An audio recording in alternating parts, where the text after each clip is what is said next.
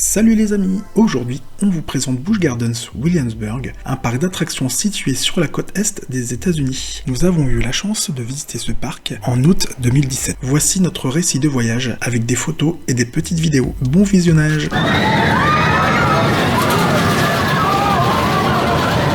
Busch Gardens Williamsburg a été classé parmi les parcs d'attractions les plus beaux du monde. Il a ouvert ses portes le 16 mai 1975. En plus de son environnement verdoyant et du thème européen, Busch Gardens est surtout connu pour abriter des montagnes russes très connues comme Griffon, Happenguest ou encore Apollo's Chariot. Ce parc se situe en Virginie, sur la côte est, dans une petite ville au passé historique faisant partie des 13 colonies. Avec des reconstitutions de l'époque coloniale et de la Révolution américaine non loin de son centre-ville, c'est véritablement une ville charmante. Nous étions très étonnés de trouver un musée à ciel ouvert comme celui-ci aux États-Unis. Pour y accéder de France, nous avons pris un vol depuis Charles de Gaulle via Charlotte, puis un vol vers Newport News. De là, nous avons loué une voiture pour toute la durée de notre séjour. Après avoir visité la ville, nous nous étions levés très tôt avec le décalage horaire. Il était temps pour nous de faire forcément un parc d'attractions, le célèbre Busch Gardens Williamsburg, qui fait partie du groupe SeaWorld Park and Entertainment.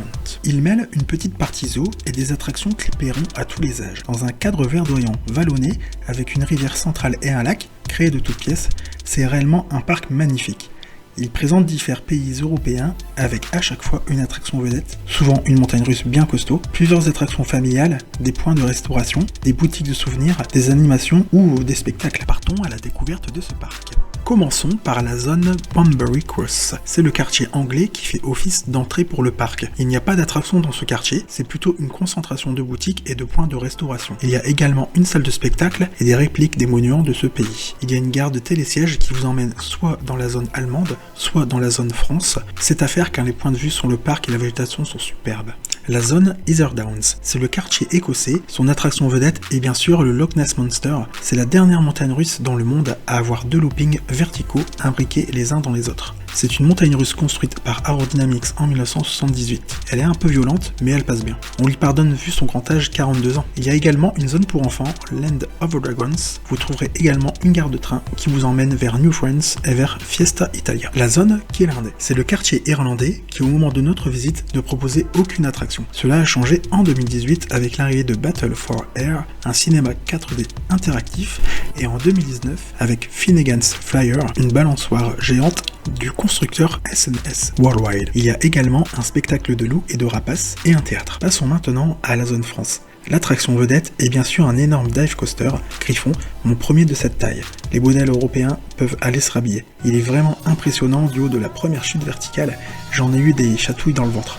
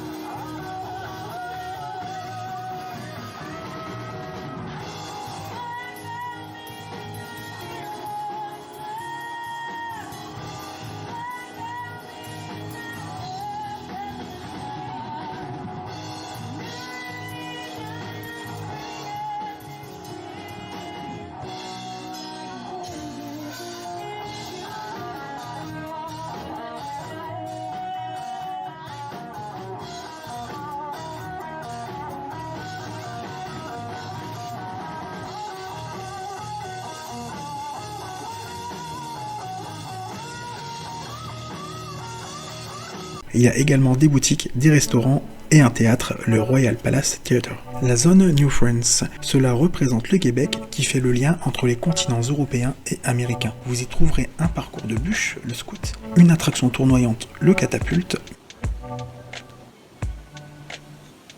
mais aussi Invader, à la nouveauté 2017, un parcours de montagne russe en bois assez court, un peu décevant, même s'il y a quelques passages tortueux. L'avantage, c'est qu'il est accessible aux enfants. Le parcours est tellement bien caché depuis la file d'attente que nous n'avons pas pris de photos de celui-ci.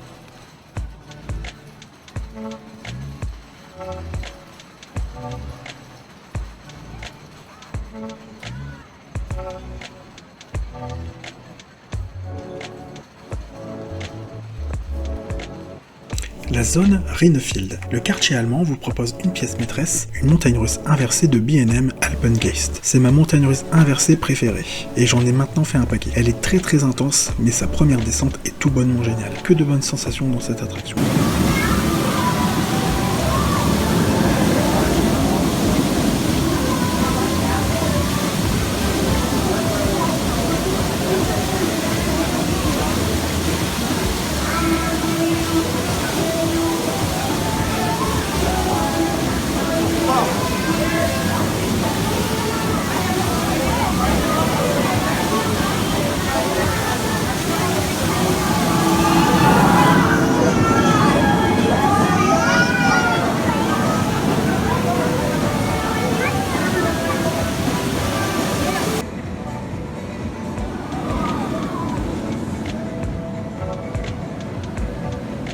Il y a également un carrousel dans cette zone et une petite rue bordée de boutiques avec une belle horloge mécanique.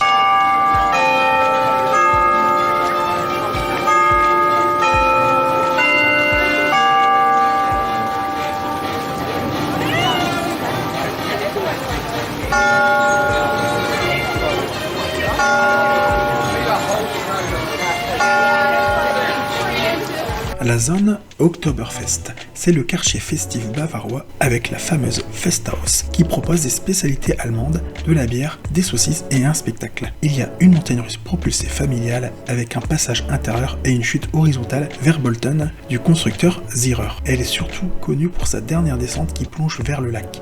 Nous avons adoré, nous la faisions en boucle. Il y a également une mauvaise tour de chute libre, McTower, dont la chute est vraiment ralentie, on n'en a pas gardé un super souvenir.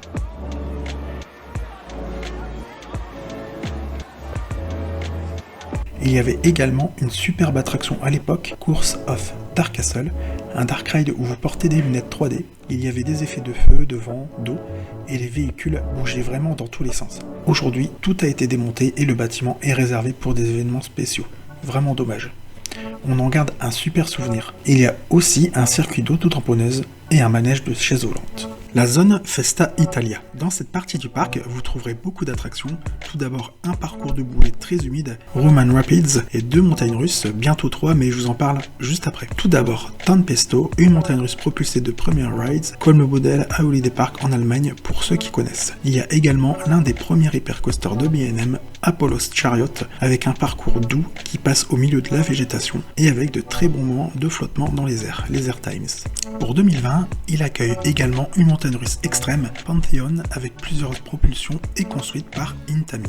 La zone San Marco. Dans cette section du parc, vous trouverez notamment beaucoup de petites attractions comme des petits ballons, un bateau à bascule, un tapis volant et un breakdance thématisé sur les inventions de Léonard de Vinci. Vous trouverez également un théâtre de plein air, un restaurant et une boutique de souvenirs. L'attraction phare du lieu, c'est un grand splash, Escape from Pompeii, avec en haut de son lift une partie intérieure avec des effets de feu, de fumée. C'est vraiment une bonne attraction humide. Enfin, la zone Sesame Street Forest of Fun. Cette zone réservée aux enfants est située juste à gauche du quartier anglais, tout près de l'entrée. Vous trouverez une montagne russe, une plaine de jeu, une aire de jeu aquatique et plusieurs attractions pour les plus petits, sur le thème des personnages de la rue Sésame. Pour conclure, en proposant un large choix d'attractions, d'occupations, le parc est un incontournable de Virginie. D'ailleurs, cette destination fait partie de nos vacances préférées. Nous avons fait le parc aquatique attenant, Water Country USA, qui était très bien aussi. Le personnel était d'ailleurs extrêmement charmant et aimable, une habitude aux États-Unis. Si nous vous avons donné envie de visiter Busch Gardens, Williamsburg et la Virginie en général, N'hésitez pas à nous interpeller et nous vous aiderons à organiser votre voyage. Nous espérons que cette vidéo vous a plu. N'oubliez pas de mettre des pouces sur notre chaîne YouTube et de vous abonner. Consultez nos conseils et nos comptes rendus de visite sur le site de Parc Trips. On vous laisse regarder le feu d'artifice lancé juste avant la fermeture du parc. A bientôt sur Parc Trips.